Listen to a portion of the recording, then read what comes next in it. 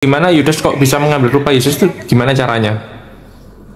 Yohanes 18 ayat kelima tadi seperti yang saya ceritakan.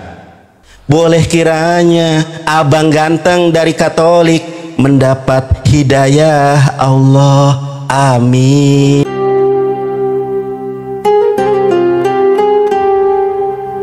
Salah satu anugerah dan mujizat Yesus adalah berubah rupa, hampir tidak pernah ada. Kenapa? Karena akan berkesesuaian dengan ayat Quran. Saya tunjukkan ayat Qurannya. Quran surat An-Nisa ayat 157. Ya, ini saya tunjukkan iman saya sekarang. Quran surat 4 ayat ke 157.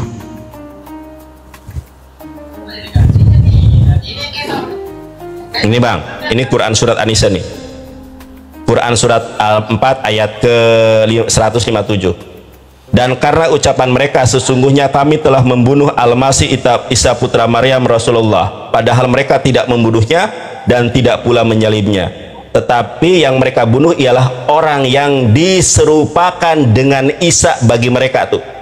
Orang yang diserupakan dengan Isa bagi mereka. Sesungguhnya orang-orang berselisih paham tentang pembunuhan Isa benar-benar dalam keraguan-raguan tentang yang dibunuh itu.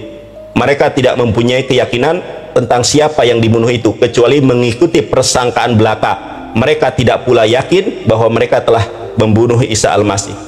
Nah, di dalam ajaran Kristen, bahkan di dalam pengakuan iman Rasuli dikatakan bahwa Isa Al-Masih dikubur selama 3 hari. Abang cek dan catat Yohanes 20 ayat 11. Ketika Maria Magdalena mengunjungi kubur Yesus, ada nggak Yesus dalam kuburan? Ini kan kosong kan? Kosong kan? Nggak ada kan? Kenapa? Karena nggak ada yang dikubur. Yudas yang menggantikan Yesus itu dilempar karena ternyata tidak yakin kalau itu Yesus. Yesusnya ketika Yusuf Arimatea, sebentar Bang, nah, saya selesaikan nanti, saya selesaikan. Ketika Yusuf Arimatea tahu kalau itu bukan Yesus, ternyata Yudas. Nah, ketika Maria Magdalena orang pertama yang mengunjungi kubur Yesus beserta ibu dan kawannya dengan Maria istri Klopas, ternyata nggak ada itu. Yesus itu nggak ada di situ. Ada sosok yang ini nih, ada sosok yang justru dianggap sebagai penunggu taman oleh Maria Magdalena. Ternyata Yesus. Kenapa Maria Magdalena tidak mengenali Yesus? Karena Yesus berubah rupa. Lantas kemudian mohon maaf, ini dalam ilmu yang saya dapatkan ya.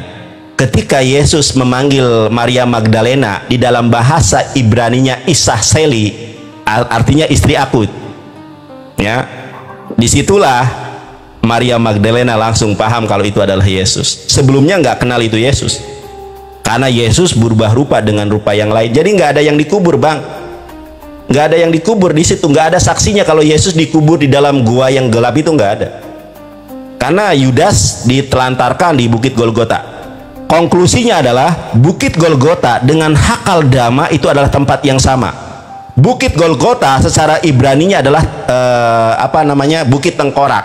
Hakaldama dalam bahasa Ibraninya adalah tanah darah.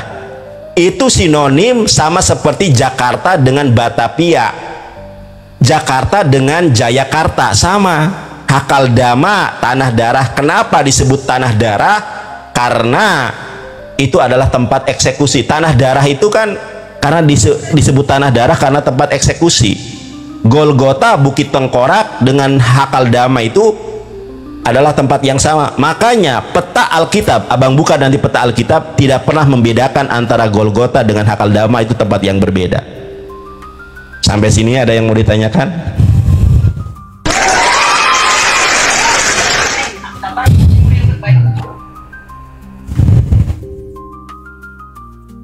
Sinyal abang apa sinyal saya nih yang naik nih? Bingung itu gimana caranya Yudas itu mengambil rupa Yesus. Kenapa?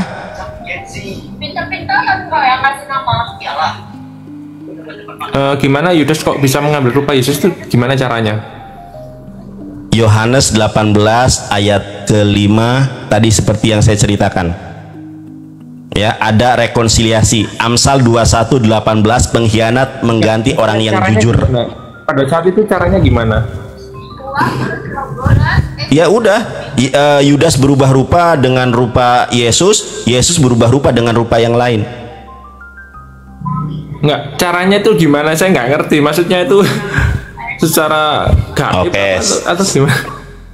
Ya, itu secara kasih karunia. Saya tunjukkan datanya. Saya tunjukkan datanya, sabar ya Bang ya. Saya tunjukkan datanya. Ngapain lu? Mau sembunyikan strategi. Nih, saya tunjukkan datanya Abangku. Ada lihat? Jadi ini, Abang kan Katolik Bang ya. Ini ditulis oleh Romo Katolik Bang. Ini ditulis oleh Romo Katolik, bukan oleh pendeta. Kalau pendeta mah ilmunya aduh kosong. Ini ditulis oleh Romo Katolik. Beliau namanya Desi Ramadhani SJ. Ya, beliau sekolahnya di Roma. Ini orang Katolik, bukan orang Protestan. Saya tunjukkan bagaimana bergantinya bergantinya mukanya orang yang disalib ini. Jadi sesuai dengan apa yang dikatakan Quran, kalau mereka berselisih paham tentang siapa yang disalib. Ini Basilides, bapak-bapak gereja yang hidup pada tahun 117 sampai 138 Masehi. Abang lihat di sini. Lihat Abang. Iya iya. Abangku, lihat. Iya. Dia nggak pengen aku kejadian. Simon dari Kirene, dengan suatu cara Yesus berhasil mengelabui mata semua orang ketika Yesus di sini meminjamkan Meminjamkan. Yesus meminjamkan bentuk raganya kepada Simon pada saat penyaliban. Yesus memandang kejadian itu sambil tertawa, dan sesudah itu ia naik kembali kepada Bapaknya. Nah, jadi peristiwa penyaliban ini memang terjadinya selisih pendapat. Sebenarnya siapa yang disalib ini? Ada yang mengatakan Yudas, ada yang mengatakan Simon. Tetapi Maha Benar Allah dengan segala firman-Nya dalam Quran, mereka berselisih pendapat tentang penyaliban itu. Bahkan bukan hanya 2000 tahun yang lalu, sekarang aja Edis Sidabutar berantem sama Pak Bom Bom, penyaliban karya iblis, kata si Edis. Kata Pak Bom Bom, penyaliban karya Allah. Mereka sampai sekarang berantem masalah penyaliban. Maha Benar Allah dengan Quran bahwa mereka berselisih pendapat tentang siapa yang disalib ini. Sejarah sudah membuktikan mereka berselisih pendapat. Jadi Yesus meminjamkan bentuk raganya kepada Simon menurut Basilides. Tetapi setelah saya eksplorasi Alkitab, ternyata yang digantikan dengan Yesus itu bukanlah Simon, tapi Yudas Iskariot. Karena Yudas adalah pengkhianat. Begitu Bang. Abang, aku mau nyanyi ya. Lihat nih. Buka hatimu, bukalah sedikit untuk kebenaran Islam. Boleh kiranya abang ganteng dari Katolik mendapat hidayah Allah. Amin, amin. Nah, alhamdulillah. Ya Bang, makasih. Alhamdulillah. Oke. Terima kasih. Ini udah Alhamdulillah. Udah merah nih. Oke. Baterai abang, HP abang boleh merah, tetapi saya doakan kembali buat abang. Saya sebagai gembala sidang, saya memang tidak memberikan makanan uang, tetapi saya memberikan makanan rohani kepada abang tanpa kolekte, tanpa persepuluhan, tanpa persembahan kasih. Saya memberikan makanan rohani buat abang dan teman-teman gratis. Amin. Ya, terima kasih juga kepada Mesias ya Bang. Ya. Jadi yang mendukung dakwah saya itu dari mesias.org. Jadi ceritanya saya dihubungi oleh Rifa. Nandar, saya terharu melihat kamu berdakwah siang malam. Kamu sudah makan belum Nandar? Kenapa Rifa nanya-nanya begitu? Saya mau ngasih tunjangan buat Nandar. Waduh, apaan ini Rifa? Aku dakwah karena Allah. Iya, dakwah karena Allah, tetapi segala sesuatu butuh uang. Jadi saya mau ngasih kamu tunjangan. Waduh, aku dikasih tunjangan sama Mesias 350.000 per bulan. Makasih ya Mesias.org. Mesias.org ini tidak omong-omong, tidak banyak basa-basi. Aku dikasih tunjangan, bahkan Rifa itu mensondingkan siapa yang mau menyekolahkan Bang Faruk dengan Bang Nandar bahasa Arab, silahkan. Saya terharu. Mudah-mudahan Uniripa ini apologet yang sangat peduli kepada apologet yang lain. Mudah-mudahan Uniripa mendapat senantiasa kesehatan. Karena saya dakwahnya disupport oleh kawan-kawan semuanya, saya juga harus memberikan doa terbaik buat abang siapa namanya di Bang? Abang siapa namanya? Oh, iya. saya. Nama abang siapa? Johan. Oh, saya namanya Rudi.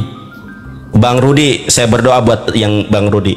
Ya Allah, Khalik langit dan bumi, boleh kiranya hambamu ya Allah bernama Rudi ini suatu saat dijamah Tuhan, ditangkap Tuhan, dipilih dan dipulihkan menjadi pribadi yang terlahir baru, manusia baru dalam kebenaran iman dan Islam.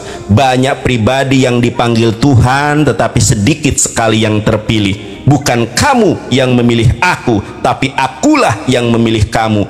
Banyak orang yang mendengar firman Tuhan tetapi sedikit sekali yang menjadi pelaku firman.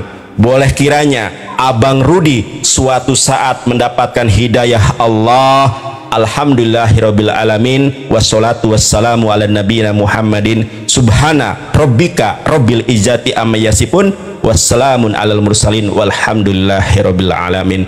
Masya Allah, tabarakallah.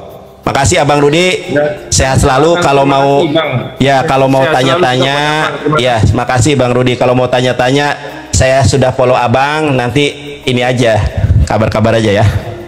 Ya oke, terima kasih Bang. Ya, makasih ya Bang. Sehat selalu. Ya, sama-sama Abangku. Sehat selalu. Salam buat keluarga ya. Ya.